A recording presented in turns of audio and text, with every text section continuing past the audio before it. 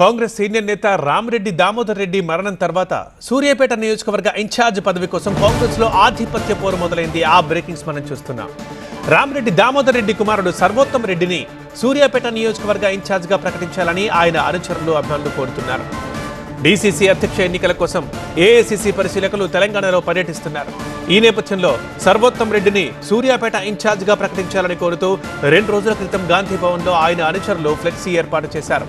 ఇటీవల రామిరెడ్డి దామోదర్ రెడ్డి సంస్మరణ సభలో పాల్గొన్న సీఎం రేవంత్ రెడ్డి ఆ కుటుంబానికి కాంగ్రెస్ పార్టీ ప్రభుత్వము అండగా ఉంటుందని హామీ ఇచ్చారు. అయితే ఇవాళ సర్వోత్తమ్ రెడ్డి వర్గానికి పోటీగా పటేల్ రమేష్ రెడ్డి అనుచరుల గాంధీ భవన్ లో ఫ్లెక్సీలు ఏర్పాటు చేశారు.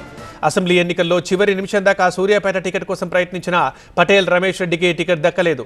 ఆయన స్థానంలో రామిరెడ్డి దామోదర్ రెడ్డికే టికెట్ దక్కినా ఆయన గెలవలేకపోయారు. 2 సార్లు ఎంపీ ఎమ్మెల్యే టికెట్లను త్యాగం చేసిన పటేల్ రమేష్ రెడ్డికి ఇన్ఛార్జ్ ఇవ్వాలంటూ ఆయన అనుచరులు గాంధీ భవన్లో ఫ్లెక్సీలు ఏర్పాటు చేశారు. ఈ నేపథ్యంలో మరి ఇప్పుడు సూర్యాపేట ఇన్ఛార్జ్గా ఎవరిని నియమిస్తారన్న అంశం ఇంట్రెస్టింగ్గా మారింది. రెడ్డిగా మా ప్రతినిధి రేవన్ ఫోన్ లైన్లో ఉన్నారు. సో రేవన్, ఎవరు మరి ఇన్ఛార్జికి సంబంధించిన గొడవ తేల్చబోతున్నారు? అది ఎప్పట్లోగా తేలనుంది? ముఖ్యంగా సీనియర్ నేత కాంగ్రెస్ నేత దామోదర్ మృతితో సూర్యాపేట నియోజకవర్గంలో రాజకీయ సమీకరణలు ఒక్కసారిగా మారిపోయాయి.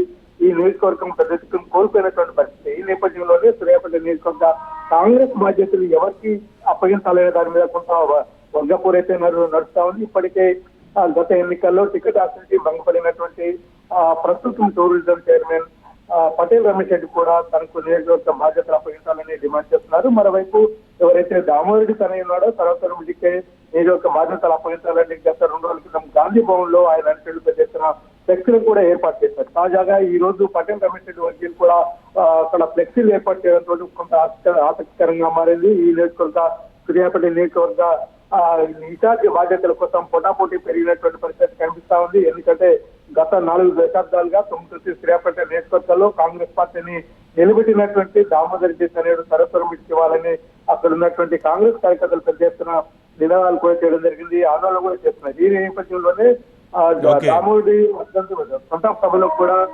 సీఎం రేవంత్ రెడ్డి గాంధీ కుటుంబం ఇచ్చినటువంటి హామీ మేరకు రాజకీయంగా సర్వోత్తమ్ రెడ్డికి కుటుంబానికి అండగా ఉంటామని చెప్పారు. మరోవైపు ఈ రోజు రమేష్ రెడ్డి వీళ్ళు కూడా ఫ్లెక్సీలు గాంధీ భవన్ లో ఫ్లెక్సీలు ఏర్పడడంతో కొంత మారింది. పార్టీ ఎవరికి ఇస్తుంది, వారసత్వానికి ఇస్తుందా లేకపోతే పార్టీ కట్టుబడినటువంటి ఒప్పించి అంటే ఎన్నికల్లో వైదొలిగినటువంటి రమేష్ రెడ్డికి ఇస్తుందా అనేది కొంత ఆసక్తికరంగా అయితే మారినటువంటి పరిస్థితి కనిపిస్తా ఉంది. ఓకే రేవన్.